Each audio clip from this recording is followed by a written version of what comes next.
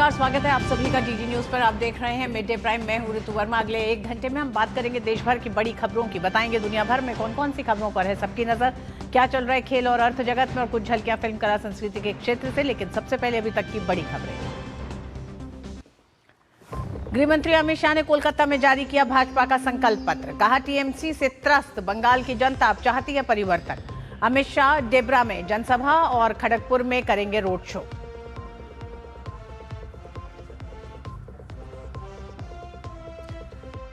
दिल्ली की राजनीति में नीतीश कुमार की फिर हुई एंट्री। राज्यसभा के सदस्य के रूप में ली शपथ। बिहार के नए मुख्यमंत्री के नाम पर चर्चाओं का दौर जारी।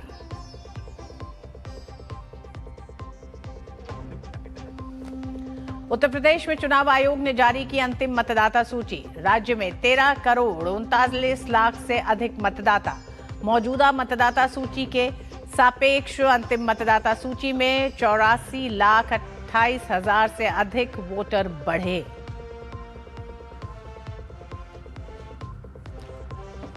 आर्थिक मोर्चे पर भारत के लिए अच्छी खबर। एशियाई विकास बैंक ने 2026-27 के लिए भारत की वृद्धि दर का अनुमान बढ़ाकर 6.9% किया।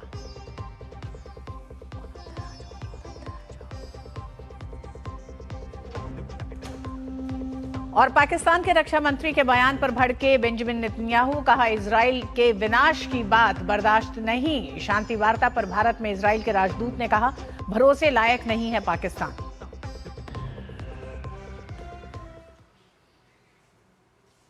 और एमडीबी की शुरुआत करेंगे चुनावी राज्यों से जुड़ी खबरों के साथ।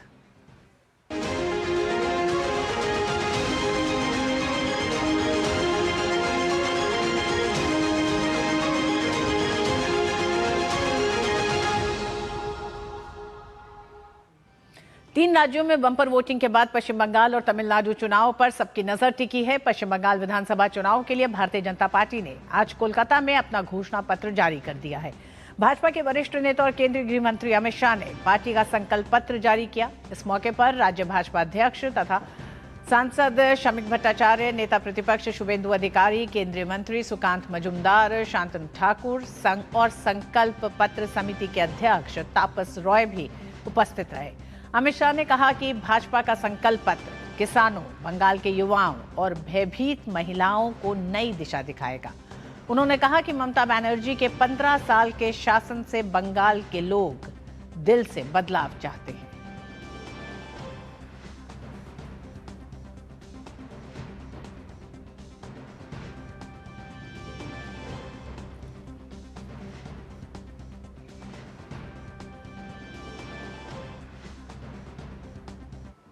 संकल्प पत्र बंगाल के हर तबके में व्याप्त गहरी निराशा से बाहर निकलने का एक मार्ग है।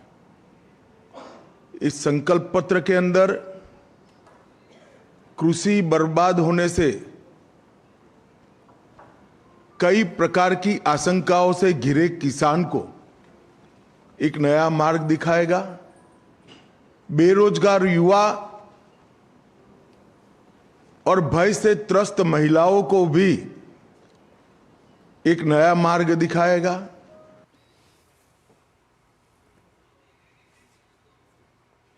वहीं अमित शाह आज जमकर प्रचार करेंगे पश्चिम बंगाल में। वो पश्चिमी मेदिनीपुर जिले के डेबरा विधानसभा में एक रैली को भी संबोधित करेंगे और फिर शाम 5 बजे खड़गपुर में एक रोड शो करेंगे। पश्चिम बंगाल चुनाव में आज भारतीय जनता पार्टी ने अपना संकल्प पत्र जारी किया है। साथ ही लगातार प्रधानमंत्री भी अपनी रैली में पश्चिम बंगाल के इस चुनाव को पश्चिम बंगाल में एक बड़े परिवर्तन का संकेत बता रहे हैं। प्रकाश चिंदालिया, संपादक राष्ट्रीय महानगर कोलकाता, हमारे साथ इस खबर पर जुड़ रहे हैं। प्रकाश जी, आपने भी देखा होगा भारतीय जनता पार्टी का संकल्प पत्र, भय बनाम भरोसा, यही है अभी तक का संकल्प जो भारतीय जनता पार्टी लगातार पश्चिम बंगाल कि लोगों को अपना संकल्प बता रही है। साथ ही साथ उसका कहना है कि ये चुनाव एक बड़ा परिवर्तन लेके आने जा रहा है। प्रसन्नजीत भी हमारे साथ जुड़े हुए हैं, तो प्रसन्नजीत आपके पास भी आएंगे। प्रकाश जी, सबसे पहले इस संकल्प पत्र को देख के आप क्या कहेंगे? लगातार पश्चिम बंगाल में भारतीय जनता पार्टी एक कोशिश कर रही है। रितु जी, बंगाल की जनता की भावनाओं को भारतीय जनता पार्टी के इस संकल्प पत्र ने बहुत करीब से स्पर्श किया है। निराशा के घटाटोप से बाहर निकालने का और पश्चिम बंगाल में आशाओं का एक नया सूर्योदय भारतीय जनता पार्टी का जो संकल्प पत्र अमित शाह जी ने जारी किया है वो इसमें दिखाई पड़ता है। रितु जी, आपको याद होगा कुछ दिन पहले तृणमूल पार्टी ने भी अपनी पार्टी का संकल्प पत्र जारी किया था और बड़े अहंकार के साथ में उसमें ममता बनर्जी ने कहा था कि बंगाल में 95% काम तो हमारी पार्टी ने कर दी, अब लोगों के लिए करने के लिए बहुत कम बचा है। जबकि आप जानते हैं कि बंगाल का युवा बेरोजगार है, यहाँ रोजगार बिल्कुल नहीं है, उद्योगों का पलायन हो चुका है, किसानों को दाम नहीं मिल रहे हैं, महिलाएं असुरक्षित हैं और चारों तरफ पूरे पश्चिम बंगाल में सिंडिकेट का राज चल रहा है। इन सारी चीजों पर प्रहार करते हुए अमित शाह जी ने बंगाल की जनता को आशाओं की एक नई किरण दिखलाई है और जहां पर युवा बेरोजगारों को ममता बनर्जी रोजगार की जगह पर मात्र 1200-1500 रुपए का भत्ता दे रही है, वहां पर अमित शाह जी ने 1 करोड़ स्वरोजगार का वादा किया है और साथ ही उनके रोजगार होने तक 3000 रुपए प्रति माह देने की बात कही है।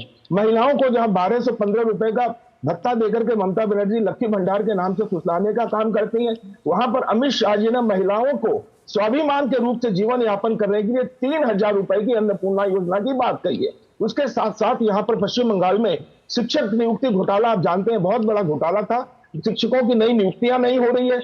अमित शाह जी ने यह भरोसा दिलाया है कि बंगाल में एसएससी नियुक्ति प्रत्येक वर्ष की जाएगी और तो और उत्तर बंगाल में आईआईटी और एम्स जैसे अस्पताल खोले जाएंगे और दक्षिण बंगाल और उत्तर बंगाल की दूरी को घटाने के बहुत सारे काम किए जाएंगे। आपको याद होगा रितु जी, अभी हाल ही में माननीय प्रधानमंत्री जी ने, केंद्र सरकार ने रेल मंत्रालय की ओर से पश्चिम बंगाल को कई नई रेल दी है। उसमें अमृत भारत रेल योजनाएं भी है, उसमें वंदे भारत योजनाएं भी हैं और विकास के कई कार्यक्रम पश्चिम बंगाल में भारतीय जनता पार्टी की सरकार चला रही है। और सबसे बड़ी बात कि केंद्र की जिन योजनाओं से बंगाल की जनता वंचित रही है, आयुष्मान योजना जिसका लाभ यहाँ की जनता को नहीं मिल रहा, परिवर्तन के रूप में बंगाल की सरकार यहाँ पर स्वास्थ्य साथी योजना चलाती है, अस्पतालों में पूरे इलाज का प्रबंध नहीं है।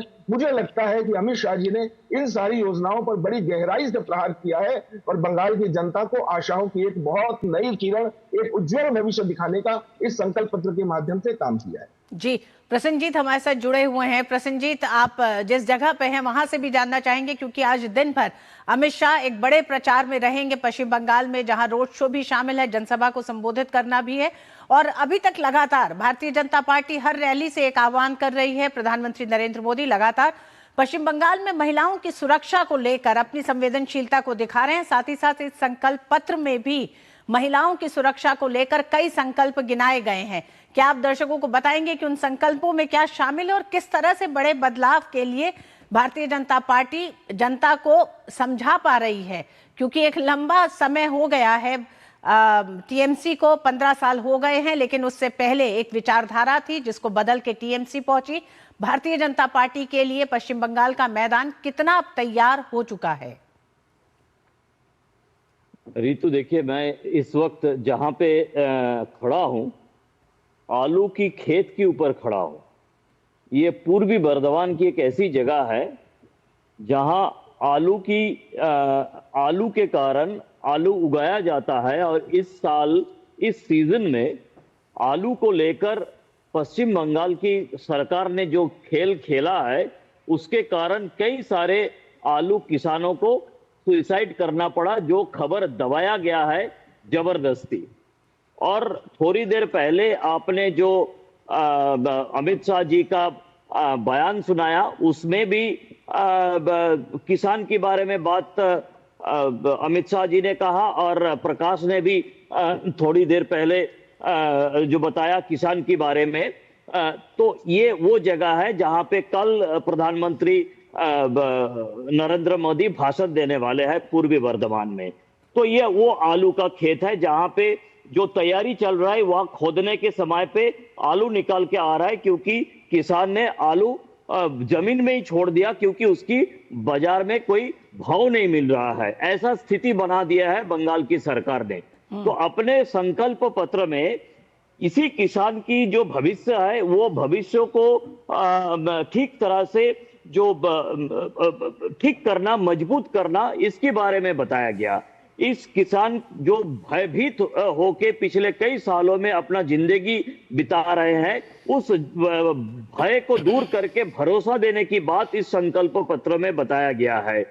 ये जो महिलाओं की बात बताया गया है, जो आरजीकर के बाद में साउथ कोलकाता लॉ कॉलेज के कारण, जो दुर्गापुर मेडिकल कॉलेज के कारण, जो बाद में आरजीकर अभया के माताजी जो पानीहाटी में चुनाव लड़ रही हैं, उनके प्रचार के समय पे उनके ऊपर जो आक्रमण किया जा रहा है, जो उनको भयभीत कराने की कोशिश किया जा रहा है, उस भय से महिलाओं को मुक्त करने के बारे में उनको भरोसा दिलाने की जो कोशिश किया जा रहा है बीजेपी की तरफ से, उस भय से निकालने के लिए इस संकल्प पत्र में लिखा गया है। जो पूरे हिंदुस्तान की इंडस्ट्रियलिस्ट है, जो बंगाल में आने से भयभीत है, उस इंडस्ट्रियलिस्ट को भरोसा देने के लिए इस संकल्प पत्र में भरोसा दिया गया है। तो पूरे बंगाल को यह भरोसा देने की काम ये संकल्प पत्र में दिया गया है और बताया गया है कि अगर मैं तो अगर नहीं कह पाऊंगा कि मैं अगर बताया था, इसीलिए अमित शाह जी ने मुझे बताया कि अगर मत बोलो, लेकिन इस बार पत्रकार सम्मेलन में मैं हूं नहीं, इसीलिए अगर मैं कहता तो इस बार बीजेपी सरकार बनाने से ये भय से भरोसा तक लाने का संकल्प इस संकल्प पत्र में रखा गया है, जैसा अमित शाह जी ने अपने प्रेस कॉन्फ्रेंस में बताया। प्रकाश जी, भय बनाम भरोसा भारतीय जनता पार्टी ये कह रही है, लेकिन प्रकाश जी, आप पश्चिम बंगाल की पूरी राजनीति को लंबे समय से आप दोनों ही लोग देख रहे हैं। सवाल पहला प्रकाश जी आप ही से कि 35 साल के मतलब 3 दशक के वाम दलों के शासन को हटाने में ममता बनर्जी का सबसे बड़ा नारा एक तो नंदीग्राम का संग्राम, प्लस इसके साथ ये लगातार कहना था कि देश में भय का माहौल, राज्य में भय का माहौल है, इसलिए निवेश नहीं आ रहा। क्या आपको लगता है वो 30 साल में जिस तरह से त्रस्त थी पश्चिम बंगाल की जनता, 15 साल में उतनी ही त्रस्त दिखाई दे रही है? क्योंकि जो तमाम भारतीय जनता पार्टी के वादे हैं, ये वादे वही हैं जिन वादों के पूरे होने का इंतजार पश्चिम बंगाल की जनता, मुझे लगता है, पिछले 40 साल से कर रही है। रितु, 40 साल नहीं, इसे हम 50 साल कह लें। 34 साल का वामपंथियों का शासन और 15 साल ममता बनर्जी का शासन। देखिए, ये दोनों मुश्किलें ये रही कि पश्चिम बंगाल में जिनका शासन रहा, उन्होंने हमेशा केंद्र से लड़ाई की। मुझे याद आ रहा है कि पिछले प्रेस कॉन्फ्रेंस में जब अमित शाह जी कर रहे थे, प्रसन्नजीत ने प्रश्न किया था, और जब उन्होंने अगर शब्द का इस्तेमाल किया, जिसका भी उन्होंने जिक्र किया, अमित शाह जी ने पूरे कॉन्फिडेंस के साथ में कहा कि अगर का प्रयोग मत कीजिए, यानी कि पूरे कॉन्फिडेंस के साथ। और जब अमित शाह जी ये बात कहते हैं तो निश्चित रूप से मानकर चलिए कि बंगाल की जनता की नब्ज को वो समझते हैं। आपको याद होगा रितु जी, 2011 में ममता बनर्जी की जो सरकार बनी थी, नंदीग्राम सिंगूर में आंदोलन किया था। इस सरकार की शुरुआत ही हुई है उद्योगों को भगाने से लेकर के टाटा जैसे ग्रुप को बंगाल से भगाने का काम ममता बनर्जी की सरकार ने किया। और इन 15 वर्षों में एक बार भी ऐसा प्रयास नहीं किया गया कि वैसे उद्योग लगाए जाए। ममता बनर्जी कभी स्पेन में जाती हैं, कभी लंदन में जाती हैं, और वहां पर बड़े बड़े दावे लेकर के, इन्वेस्टमेंट के वादे लेकर के आती हैं, लेकिन जमीन पर, धरातल पर मेरे मित्र प्रसन्नजीत पूरे बंगाल का दौरा करते हैं और इस वक्त भी वे जिलों में घूम रहे हैं, दौरों में हैं। आपको कहीं भी बंगाल में उद्योगों में, फैक्ट्री में से चिमनी का धुआं निकलता हुआ नहीं दिखाई पड़ेगा। 8,000 से अधिक कंपनियां यहां से पलायन कर चुकी हैं। और अगर मुझे बताइए कि बंगाल की जनता में और लोगों को रोजगार मिला होता तो आज 1,000, 1,200, 1,500 रुपए का भत्ता देने के लिए युवा वर्ग को आवश्यकता नहीं पड़ती।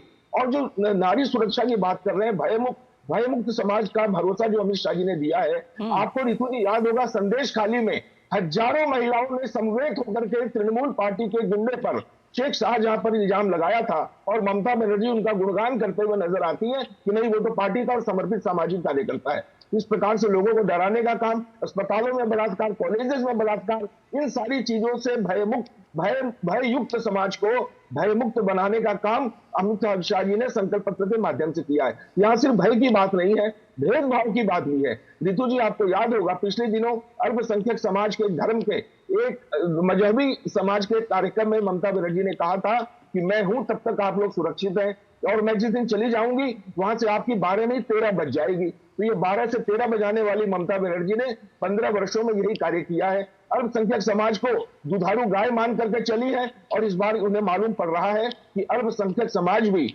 उनकी धप्पेबाजी में आने वाला नहीं है। उन्हें मालूम पड़ गया है कि उन्हें चुनावी लुभावने वादे दिए जाते हैं और उसके बावजूद उनके विकास का कोई कार्य नहीं हो रहा है। उनके विकास के लिए 8,000 रुपए का बजट में प्रावधान रखा जाता है, लेकिन आप देखिए कि मुसलमान समाज के लिए, अल्पसंख्यक समाज के शिक्षा के लिए, उनके रोजगार के लिए, उनकी बेहतरी के लिए इन्होंने कोई काम नहीं किया है और ये सारी चीजें खुल चुकी हैं। अब ये ऐसी बातें चलने वाली नहीं है। लोगों को भय नहीं, भरोसा चाहिए। आप देखिए ममता बनर्जी आजकल भाषणों में एक नया मुहावरा व्यवहार में लाती हैं। वे बार बार कह रही हैं कि अगर भारतीय जनता पार्टी को या विपक्षी पार्टी को अपने वोट दे दिया तो आपका कर्म भी जाएगा, आपका मर्म भी जाएगा और आपका धर्म भी जाएगा। मुझे लगता है कि चुनाव आयोग को स्वतः इन बातों का संज्ञान लेना चाहिए। लोगों को डराने का ये काम हो रहा है। केंद्रीय सुरक्षा के जवान जो बंगाल में चुनाव के लिए सुरक्षा प्रदान करने के लिए आ रहे हैं, उनके नाम पर भी ममता बनर्जी डराने का काम कर रही है। उनको कह रही है कि जब आपके सामने आए तो आप अपने घर के सामान हाथा कुंती लेकर के खड़े हो जाएं।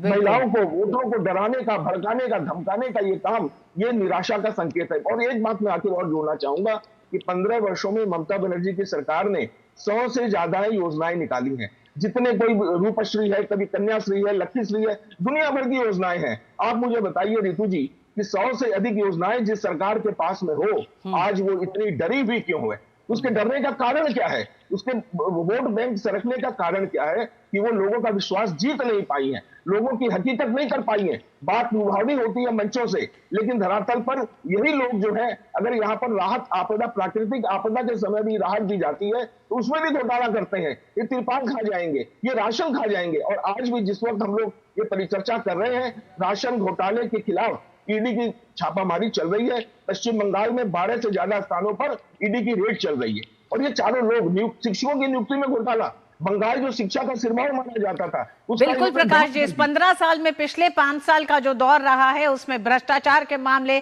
महिला सुरक्षा को लेकर मामले, कई ऐसे मामले रहे जिसमें ममता बनर्जी और उनकी सरकार घिरती दिखाई दी। प्रसन्नजीत, भारतीय जनता पार्टी ने 3 बड़े वादे, हालांकि 16 ऐसे बड़े वादे हैं जो किए हैं, उसमें 3 अगर हम बात करें, सरकार बनने पर बंगाल में यूसीसी लागू करेंगे, आयुष्मान योजना लागू करेंगे, एक घुसपैठिए को चुन चुन कर हटाएंगे। ये तीनों ही कितने बड़े मुद्दे हैं जनता के लिए भी, जिसे भारतीय जनता पार्टी कह रही है सरकार में आते ही पूरा करेगी। बिल्कुल, देखिए ये जो घुसपैठ के बारे में मैं बताऊं, पिछले 50 साल वाम मोर्चे और तृणमूल कांग्रेस इस घुसपैठ की जो हकीकत है, उस हकीकत के बारे में डिनाइल मोड, पहले तो बंगाल की जो वामपंथी है, जो समाज के अंदर घुसे हुए वामपंथी है, इन लोगों की दिमाग में ये घुसाना काफी जरूरी है कि घुसपैठ बंगाल की और भारत के लिए एक समस्या है, भारत की जो सिक्योरिटी है इसके लिए एक समस्या है, और उसके लिए बंगाल की जो बिना फेंसिंग की सीमा है वो इसके लिए जिम्मेदार है। ये जो हकीकत है और इसके लिए जो डिनाइल मोड है, इस डिनाइल मोड से इन लोगों को वास्तव की जो छवि है, इस छवि में लाना पड़ेगा। जो मौजूदा चुनौतियां हैं वो नहीं दिखाई दे रही हैं घुसपैठिए जैसी समस्या की, अगर ये अपने डिनाइल मोड से नहीं निकलते हैं। प्रकाश जी, अंत में घुसपैठिए एक ऐसा मामला था जिस पर यह माना जा रहा था कि बंगाल की एक बड़ी संख्या की जनता जो थी, क्योंकि वो बहुत ज्यादा प्रभावित नहीं हो रही थी, इसलिए उसके बड़े दूरगामी असर उसे नहीं समझ आ रहे थे। क्या आप ये मानते हैं कि एसआईआर की पूरी प्रक्रिया ने इस मामले को इतना जनता के रूबरू कर दिया है कि लोगों को अब ये समझ शायद आ रहा है कि ये कितनी बड़ी समस्या बंगाल जैसे राज्य के लिए आने वाले समय में बन सकती है? रितु जी, आपको याद होगा वामपंथियों का जब शासन था उस वक्त लोकसभा में ममता बनर्जी घुसपैठ को लेकर बहुत चिल्लाती थी और वो कहा करती थी कि बंगाल में घुसपैठ सबसे बड़ी समस्या है। और देखिए बॉर्डर का जो इलाका है ना, इतना संकीर्ण है कि अगर आप बॉर्डर इलाके में आसपास में रिक्शे से भी अगर यात्रा करें तो आपके लिए पहचानना मुश्किल होगा कि कौन सा हिस्सा बांग्लादेश का है, कौन सा बंगाल भारतवर्ष का है। एकदम बहुत आसानी के साथ में घुसपैठ होती है और ये सैकड़ों किलोमीटर का वो रास्ता है। 3 बीघा आंदोलन के समय मुझे कई बार वहां पर जाने का मौका मिलता था और हम देखते थे कि बंगाल के नागरिक और बांग्लादेशी लोगों में आप फर्क नहीं कर सकते, एक भाषा, एक पहरावा, सब कुछ एक जैसा है। लेकिन मुश्किल ये हो गई है कि वामपंथियों के शासन में जो ममता बनर्जी घुसपैठ के मुद्दे को उठाया करती थी, शासन में आने के बाद में उसने घुसपैठ को ही सबसे बड़ा वोट बैंक का हथियार बना लिया। पश्चिम बंगाल में बांग्लादेश से आने वाले लोग जो नदी नालों के माध्यम से छोटी छोटी नौका पार करके बड़ी आसानी से बंगाल में, भारत में घुस जाते हैं, उनको सामान्य धनराशि के एवज में 2000-5000 के एवज में भारत की नागरिकता का प्रमाण पत्र दिलवाने का काम तृणमूल पार्टी के नेता करते हैं। और आज सबसे बड़ा वोट बैंक है। आपको याद होगा जब SIR के नवंबर में शुरुआत हुई थी तो यहाँ पर कतार की कतार लग गई थी बांग्लादेश जाने वालों के लिए। बांग्लादेश के लोगों ने बस्तियां खाली कर दी, यहाँ के लोगों ने बस्तियां खाली कर दी, लोग यहाँ पे भारी मात्रा में चले गए। और यही ममता बनर्जी का जब वोट बैंक सरक जाता है तब उनके भय का सबसे बड़ा कारण है। 91 लाख लोगों के नाम कटे हैं और उसमें भारी मात्रा में वो बांग्लादेशी नागरिक भी होंगे जिनको लेकर के ममता बनर्जी बिल्कुल प्रकाश जी और प्रसन्नजीत जी, पश्चिम बंगाल के लिए विडंबना है कि पिछले 40-50 साल में कुछ बड़े परिवर्तन राजनीतिक देखे गए और वो बड़े परिवर्तन घुसपैठियों के नाम पर हुए, प्रदेश में निवेश को लाने के नाम पर हुए, लेकिन पश्चिम बंगाल की उस जनता को जो रोजगार के लिए घर से बाहर निकल के शहर से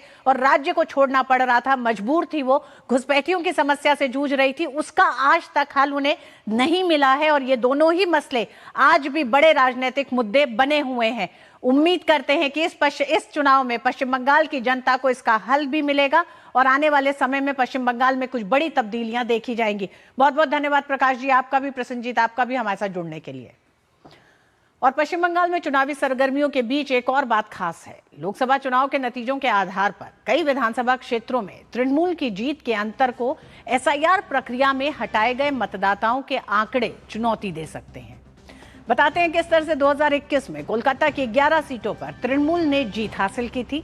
उन्हीं 11 सीटों के साथ साथ जिलों की कई सीटों पर 2024 के लोकसभा चुनाव के जीत के अंतर और SIR में हटाए गए मतदाताओं की संख्या के बीच बड़ा अंतर रहा है। आप अपने स्क्रीन पे देख रहे हैं, उन तमाम विधानसभा क्षेत्रों की हम बात कर रहे हैं। बेलियाघाटा कुल मतदाता जितने हैं और भारतीय जनता पार्टी को जो वोट मिले, SIR में जो हटे हैं नाम, उसकी भी संख्या दिखाई दे रही है स्क्रीन पे। तो और आगे तृणमूल कांग्रेस की राह मुश्किल लग रही है। मानिकलता विधानसभा क्षेत्र में भी आप देख रहे हैं, भवानीपुर में कुल मतदाता 2 लाख हैं, भाजपा 54 पे, और इसमें जो हटाए गए हैं उसकी संख्या भी 50,000 से ज्यादा है।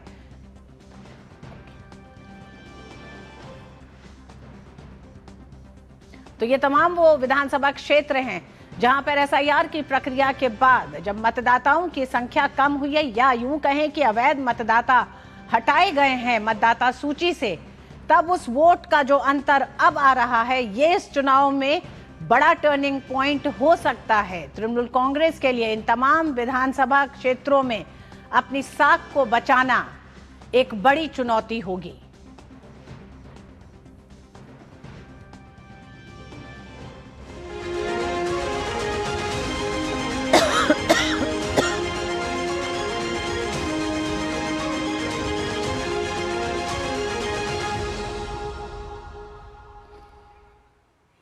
और मिड डे प्राइम में वक्त एक छोटे से ब्रेक का है।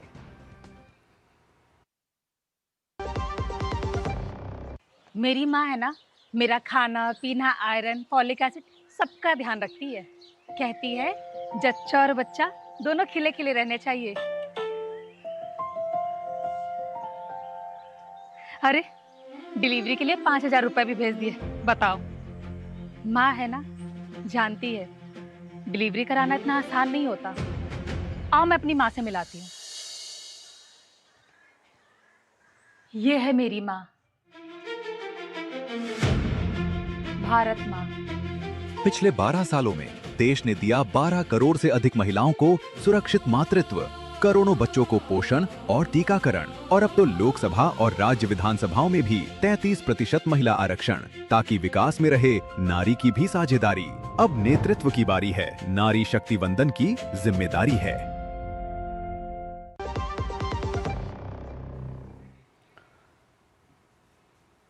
दिल्ली में नीतीश कुमार की री एंट्री हुई है। नीतीश कुमार ने आज राज्यसभा सदस्य के रूप में शपथ ले ली। राज्यसभा सभापति CP राधाकृष्णन ने नीतीश कुमार को राज्यसभा सदस्य के रूप में शपथ दिलाई है। बता दें कि नीतीश कुमार पहली बार राज्यसभा के सांसद बने हैं। इस मौके पर नीतीश कुमार के साथ JP नड्डा, निर्मला सीतारमण, अर्जुन राम मेघवाल समेत कई वरिष्ठ नेता मौजूद रहे।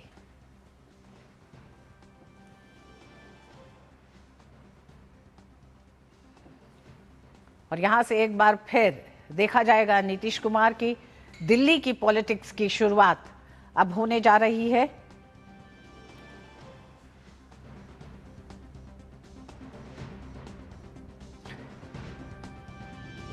राज्यसभा सभापति ने नीतीश कुमार को राज्यसभा सदस्य की शपथ दिलाई, जिसमें तमाम बीजेपी के बड़े नेता मौजूद थे। पहली बार राज्यसभा सांसद बने हैं नीतीश कुमार।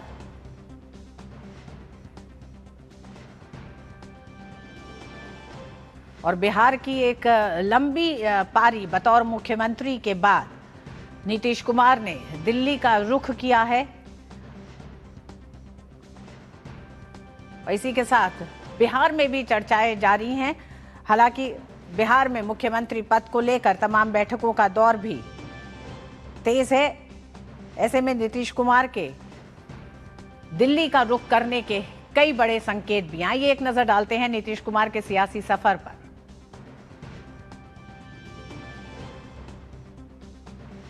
जेपी आंदोलन से अपनी राजनीति की शुरुआत की नीतीश कुमार ने। छात्र आंदोलन के साथ शुरुआत करते हुए 1985 में पहली बार बिहार विधानसभा पहुंचे।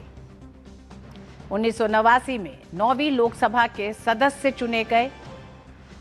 पहले कार्यकाल में ही केंद्रीय राज्य मंत्री बने और 1989 से 2004 तक लगातार नीतीश कुमार लोकसभा सदस्य रहे। राजनीतिक सफर में 2001 से 2004 के बीच कैबिनेट मंत्री रहे। रेल मंत्रालय को बखूबी संभाला और इसी के साथ मार्च 2000 में पहली बार बिहार के मुख्यमंत्री बने। 10 बार बिहार मुख्यमंत्री रहे हैं। सुशासन बाबू के नाम से एक बड़ी पहचान मिली है। गठबंधन साथियों में बिहार की बागडोर का नेतृत्व करने में हमेशा से नीतीश कुमार आगे रहे हैं और नीतीश कुमार के नेतृत्व में बिहार में एक लंबी राजनीति रही, जिसमें कई सहयोगी दल इनके साथ रहे, लेकिन नीतीश कुमार का चेहरा वही रहा, नेतृत्व करने वाला। राजेश राज हमारे साथ इस खबर पर जुड़ गए हैं। राजेश, हालांकि नीतीश कुमार दिल्ली का रुख कर चुके हैं, लेकिन बिहार के लिए इस खबर को किस तरह से देखा जा रहा है? क्योंकि बिहार में एक लंबी राजनीति, बिहार के बदलाव की राजनीति, बिहार के सुशासन की राजनीति, ये सब नीतीश कुमार के चेहरे पे ही रहा है।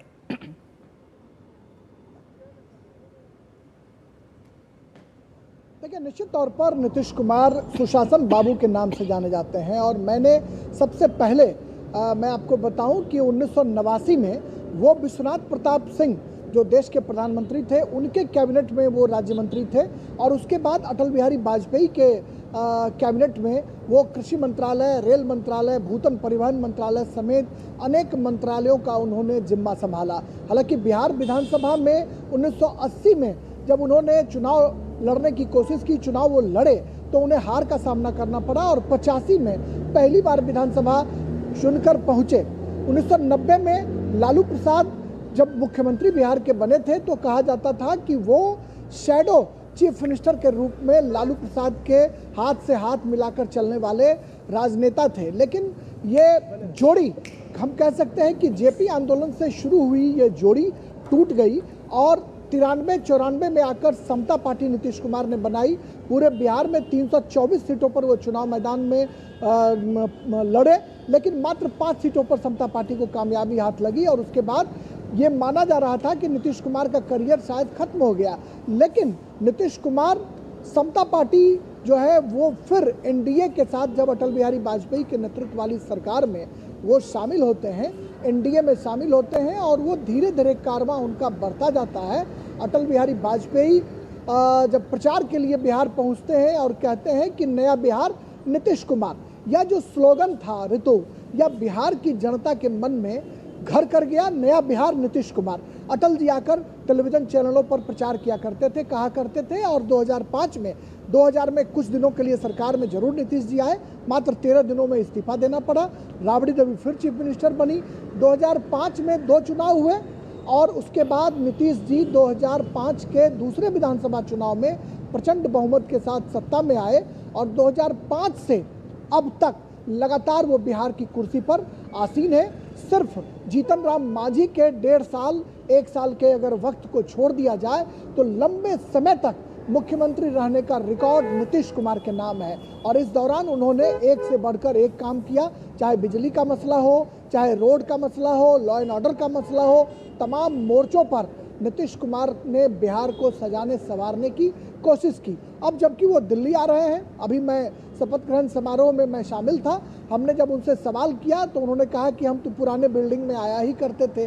लेकिन राजेश, बड़ा सवाल ये है कि 21 साल के बाद तरफ था और वो लगातार जी राजेश, बड़ा सवाल यह है कि 21 साल के बाद पटना से दिल्ली बतौर मुख्यमंत्री रहते हुए उन्होंने राज्यसभा की सदस्यता ली है, अब राज्यसभा के सांसद है, लेकिन दिल्ली, पटना से दिल्ली आने के बाद उनका रोल होगा क्या?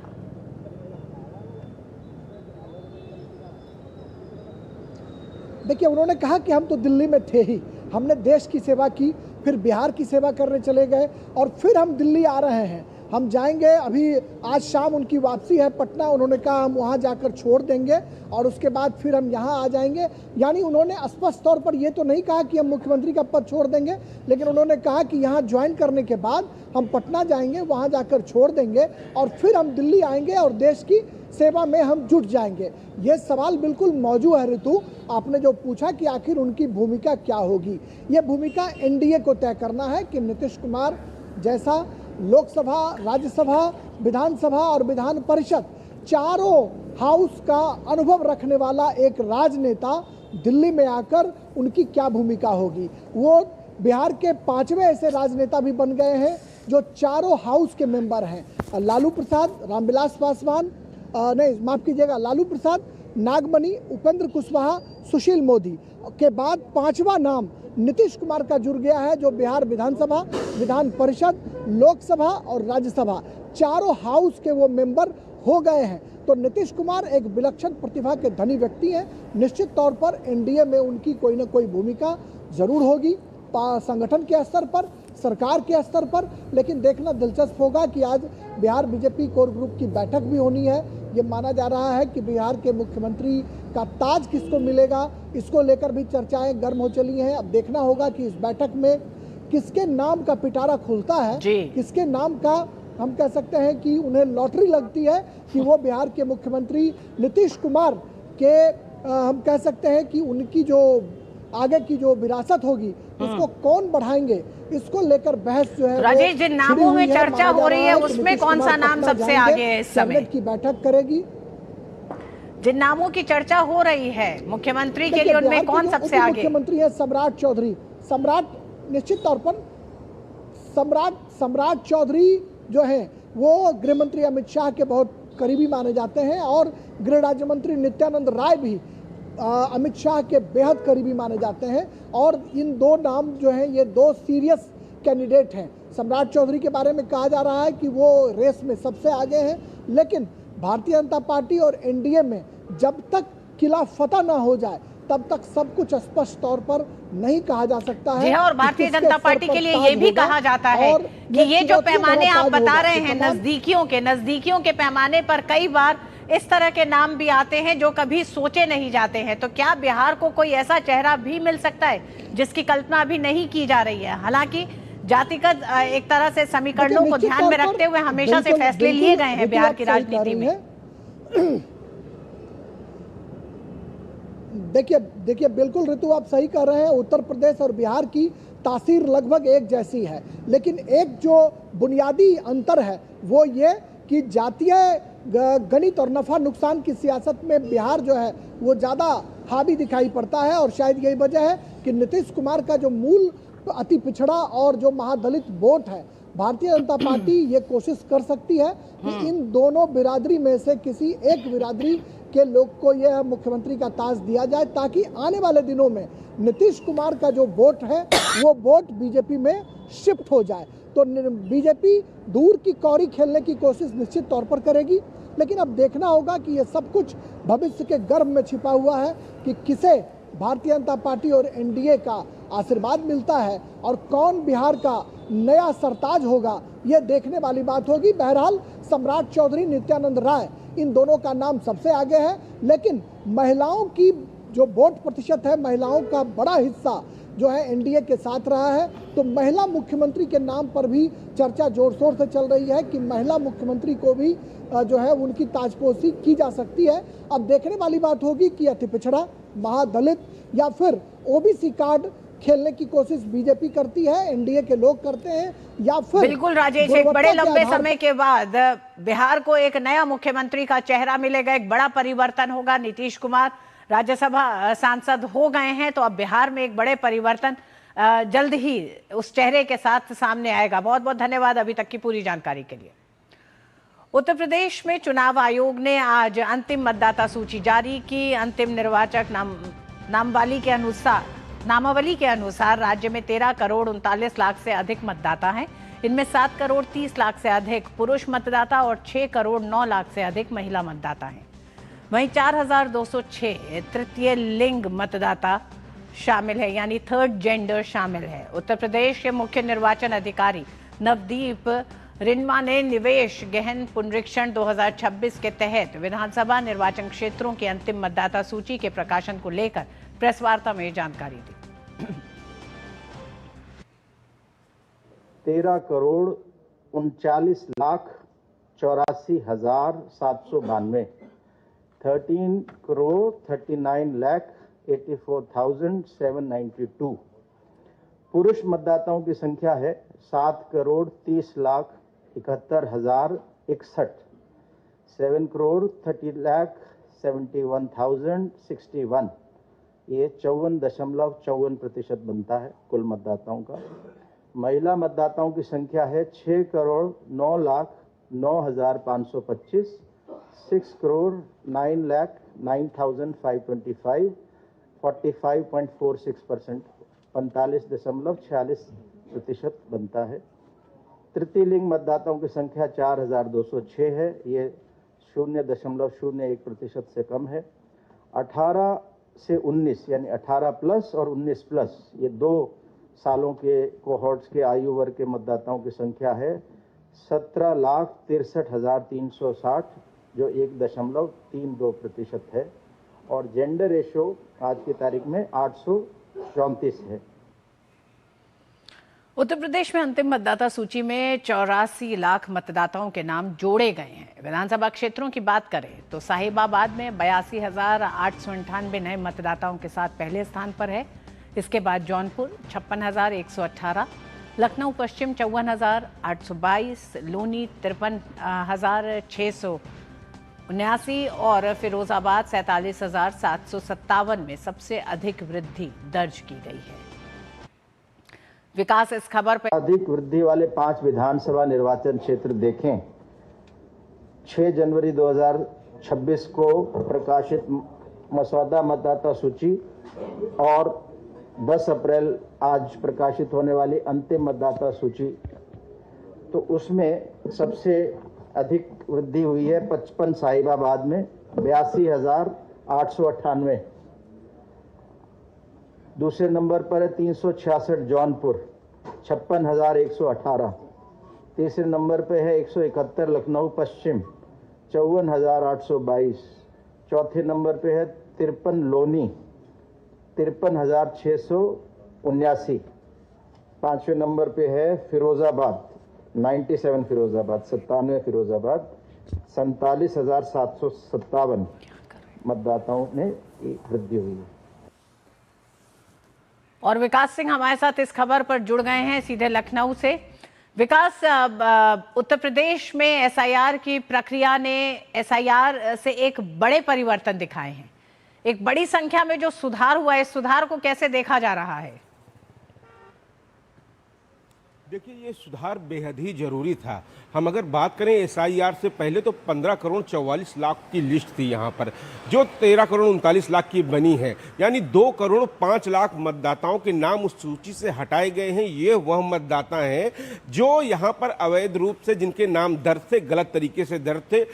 तमाम सारे ऐसे लोग थे जो जीवित ही नहीं थे, तमाम सारे ऐसे लोग थे जो परमानेंटली पलायन कर चुके थे। और यही सारी बातें देखने को मिलती थी जब चुनाव होता था। उस दौरान मतदान केंद्र पर तमाम सारी लोग परेशान रहते थे, उनका लिस्ट में नाम कहाँ है, कैसे है। साथ साथ वोटिंग परसेंट पर भी इसका असर पड़ता है। हम इसके बाद देखेंगे आने वाले चुनाव में इस मतदाता सूची के साथ जब चुनाव होंगे तो बेहद ही आश्चर्यजनक और अच्छे नतीजे देखने को मिलेंगे। वोटिंग परसेंटेज में खासा वृद्धि होगी। तमाम सारे लोग ऐसे रहे जो एक जगह के साथ ही कई कई जगह उनके नाम दर्ज थे, वो नाम बड़ी संख्या में हटाए गए। कुछ लोग जो शहर में रह रहे थे गांव शिफ्ट हो गए, या गांव से में रहने वाले लोग शहर शिफ्ट हो गए। जो पलायन का एक बड़ा वोट था, वो नाम का शुद्धिकरण बेहद ही जरूरी था, और कहीं ना कहीं ये एक स्वस्थ लोकतंत्र के लिए अच्छा नहीं था। ये एक बहुत बड़ा कार्य हुआ है उत्तर प्रदेश में, जो आज जिसकी सूची जारी कर दी गई है, फाइनल सूची जारी की गई है। अगर हम बात करते हैं 6 जनवरी को जब एक ड्राफ्ट तैयार हुआ था, उस से लेकर और अब तक लगभग इस बीच में जनवरी से लेकर और अप्रैल के बीच में मार्च में जब फाइनल आया था, तो 84 लाख मतदाता बढ़े हैं, और तो यानी 13 करोड़ 39 लाख मतदाता अब बचे हुए हैं। और इनमें जैसा कि अभी आपने जिक्र किया कि तमाम सारी जो 5 टॉप जगह हैं जहां पर मतदाता फिर से जुड़े हैं, बढ़े हैं इस दौरान, वो सारी चीज़ें तो हैं, लेकिन इस पूरी प्रक्रिया के दौरान एक बड़ी व्यापक टीम लगाई गई थी निर्वाचन आयोग के द्वारा, और इसमें राजनीतिक दलों ने भी भरपूर सहयोग किया। 5,82,000 से ज़्यादा राजनीतिक दलों के जो एजेंट थे, उन्होंने निर्वाचन आयोग के साथ मिलकर काम किया, और ये सारा काम के साथ सामाजिक लोग भी जुड़े रहे, और ये बेहद ही बड़ा काम था जिसको जन सहभागिता भी इसमें काफ़ी रही, और ये प्रक्रिया अब जाकर पूरी हुई है जिसका दशकों से इंतजार था। तो सबसे बड़ी बात है कि उत्तर प्रदेश में सबसे ज़्यादा आबादी वाला राज्य था, यहाँ पर बेहद ही जरूरी था कि मतदाता सूची शुद्ध हो, और सबसे बड़ी बात 2 करोड़ 5 लाख नाम कटे हैं। तो आप मान सकते हैं कि कितना गलत प्रभाव पड़ता था। तमाम सारे ऐसे लोग जो नाम बदल कर गलत हो सकता है प्रयोग करते आए हों, इससे पहले उन लोगों के जो नाम दर्ज नहीं उनके नाम पर वोट डालते आए हों, तो ये तमाम सारी चीज़ें यहाँ पर अच्छी हो गई हैं, शुद्ध हो गई हैं। मतदाता जो शुद्धिकरण सूची का था वह पूर्ण हुआ है, और लोकतंत्र के लिए ये बेहद ही बहुत ही जरूरी था। और आने वाले 2027 में अब चुनाव है, हम उम्मीद करते हैं कि बढ़ चढ़कर मतदाता अपना हिस्सा लेगा, जिसने जहां पर अपना नाम दर्ज कराना चाहा। हालांकि निर्वाचन आयोग ने कहा है कि जिन लोगों को जिनके नाम नहीं है, उनकी अगर शिकायतें हैं तो 15 दिन में वो अपने जिले के डीएम के समक्ष अपनी शिकायतों को रख सकते हैं। बहुत बहुत धन्यवाद विकास पूरी जानकारी के लिए। मध्य प्रदेश के रायसेन जिले में 11 से 13 अप्रैल तक उन्नत कृषि महोत्सव 2026 का आयोजन किया जाएगा। मध्य प्रदेश की राजधानी भोपाल में केंद्रीय कृषि एवं किसान कल्याण मंत्री शिवराज सिंह चौहान ने एक प्रेस वार्ता में इसकी जानकारी दी। उन्होंने कहा कि ये मौका किसानों के लिए एक ऐतिहासिक अवसर साबित होगा। केंद्रीय कृषि मंत्री ने बताया कि महोत्सव न केवल एक प्रदर्शनी होगी, बल्कि एक व्यापक प्रशिक्षण शिविर भी होगा, जिसका उद्देश्य किसानों को उन्नत खेती की तकनीकों से परिचित कराना है। उन्होंने बताया कि इस महोत्सव में विशेष रूप से आर्टिफिशियल इंटेलिजेंस यानी एआई का इस्तेमाल, ड्रोन तकनीक, स्मार्ट सिंचाई प्रणाली और मौसम आधारित फसल योजना पर जोर दिया जाएगा। रायसेन के दशहरा मैदान में आयोजित इस 3 दिवसीय महोत्सव में करीब 20 अलग अलग सत्र होंगे, जहां किसानों को उन्नत बीज, फसल प्रबंधन, जल संरक्षण और डिजिटल कृषि के बारे में जानकारी दी जाएगी। इस आयोजन का मुख्य उद्देश्य किसानों को आधुनिक तकनीकों से जोड़ना है, जिससे उनकी आय बढ़े और खेती को अधिक लाभकारी बनाया जा सके। उन्नत कृषि महोत्सव के नाम से कृषि मेले का आयोजन रायसेन में 11, 12, 13 अप्रैल को किया है। आज शाम को वहां एग्जीबिशन का उद्घाटन होगा, और ये केवल ऐसे जस्ट मेला नहीं है, ये आधुनिक कृषि पद्धतियों को सिखाने का एक तरह से प्रशिक्षण शिविर है। 20 सत्र होंगे इसमें अलग अलग।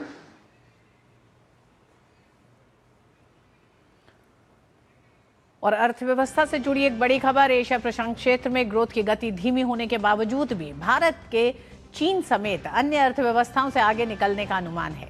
एशियन डेवलपमेंट बैंक ADB की ओर से शुक्रवार को जारी रिपोर्ट में ये बात कही गई है। मजबूत घरेलू मांग, भारतीय वस्तुओं पर अमेरिका के कम शुल्क के समर्थन से चालू वित्त वर्ष 2026-2027 में भारत की आर्थिक वृद्धि दर के 6.9% रहने का अनुमान लगाया है। वहीं अगले वित्त वर्ष में इसके 7.3% रहने की संभावना है। विकासशील एशिया और प्रशांत क्षेत्र की आर्थिक वृद्धि दर भू राजनीतिक तनाव में अनिश्चितता के कारण पिछले वर्ष के 5.4% से घटकर 2026 और 2027 में 5.1% रहने का अनुमान है। इसके विपरीत भारत की आर्थिक वृद्धि 2026 में 6.9% रहने का अनुमान है, जो मजबूत घरेलू खपत के चलते 2027 में बढ़कर 7.3% हो सकती है। इसी साल और साल 2027 में एशिया प्रशांत क्षेत्र की ज्यादातर अर्थव्यवस्थाओं की ग्रोथ धीमी पड़ने की आशंका भी है, लेकिन भारत की स्थिति मजबूत बनी हुई है। रिपोर्ट में कहा गया है कि चीन में आर्थिक वृद्धि इस साल घटकर 4.6% और अगले साल 4.5% रहने का अनुमान है, जो पिछले साल 5% थी। वहीं वैश्विक व्यापार नीतियों में लगातार उतार चढ़ाव से भी क्षेत्र की ग्रोथ पर नकारात्मक असर पड़ सकता है। हालांकि आर्टिफिशियल इंटेलिजेंस से जुड़े उत्पादों की बढ़ती मांग क्षेत्र की अर्थव्यवस्थाओं को कुछ हद तक समर्थन मिलने की उम्मीद देती है। इसके अलावा तेल की कीमतें फिलहाल ऊंची बनी रह सकती हैं, लेकिन अगर भू राजनीतिक तनाव कम होता है तो आने वाले समय में इनमें स्थिरता आने की संभावना है।